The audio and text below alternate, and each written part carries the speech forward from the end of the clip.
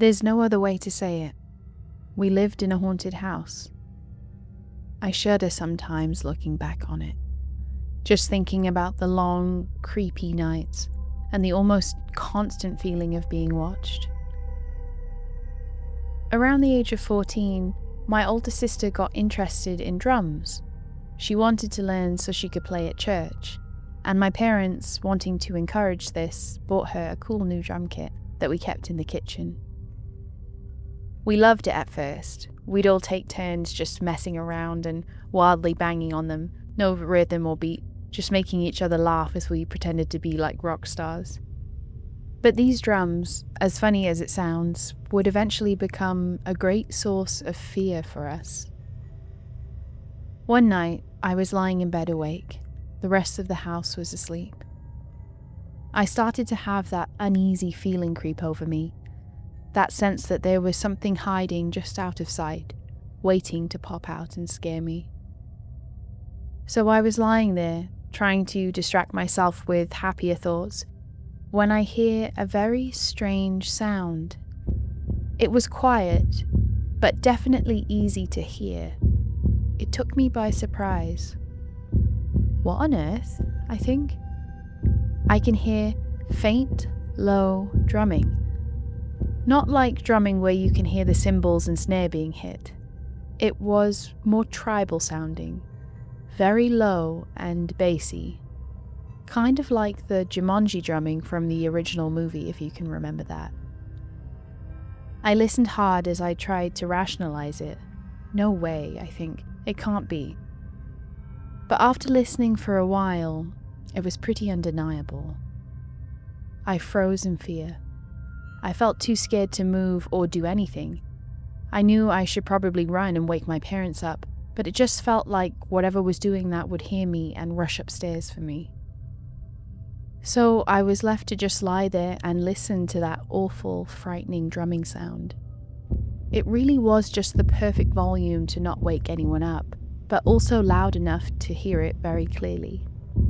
I put my hands over my ears and started silently praying. After a short amount of time, maybe a couple of minutes, I slowly took my hands off my ears and listened. The drumming continued. I quickly plugged my ears again and carried on praying. I was terrified and didn't dare check again. Eventually, somehow, I fell asleep. I didn't tell anyone what happened the next day. I think I already knew what they'd say, that it was some kind of normal noise houses make, like the heating.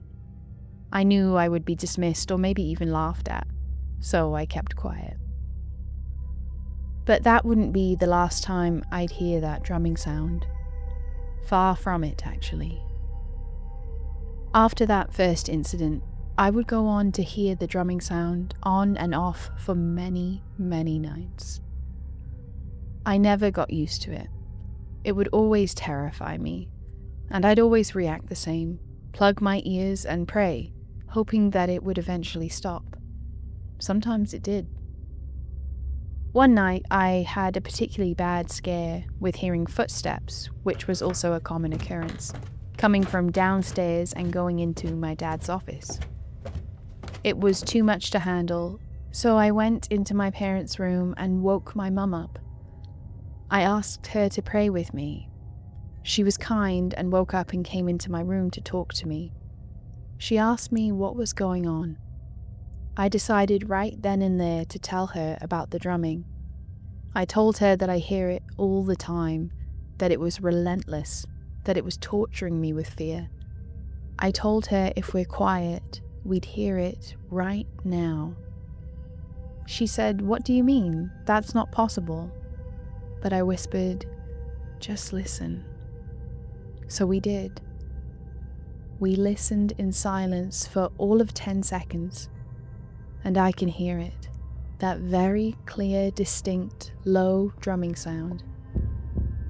I watch as my mum's expression goes from curious to confused to almost concerned. I manage to whisper, "Can you hear it?" She slowly nods. I can see her mind trying to figure it out. Is it the heating? Is it an intruder? It can't be an intruder, that would be such a silly thing to do. She gets up and walks out of my room to the top of the stairs. She continues to listen intently. I follow her. I feel a mix of relief that I'm not alone in this anymore, but also dread. If someone else can hear it, then I can no longer gaslight myself into thinking it's just my imagination. But if it's not my imagination, what the hell are we dealing with? My mum is still at the top of the stairs, listening hard, when she says, in a rather calm voice, I think to not scare me further, she says, "I'll just go down and check." My eyes widen with horror. "No," I say as I try to stop her. But she says, "It'll be okay, we have no need to fear. Jesus is with us." So all I can do is watch as she slowly makes her way down the stairs. She walks down in almost complete darkness until she flicks a light on at the bottom of the stairs. The drumming suddenly stops. I stand there, terrified. I'm thinking whatever is down there is either going to scare her or maybe even hurt her. My mum is taking a while. I don't like this. I'm just about to go wake up my dad when I hear the bottom step creak. I slowly peek over the banister.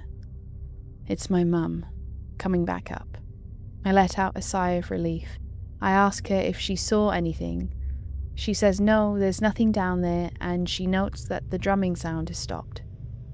We go back into my room, and she sits with me for a while longer, explaining that we don't need to be scared of the enemy and that Jesus has overcome it all. The enemy is actually afraid of us, she says.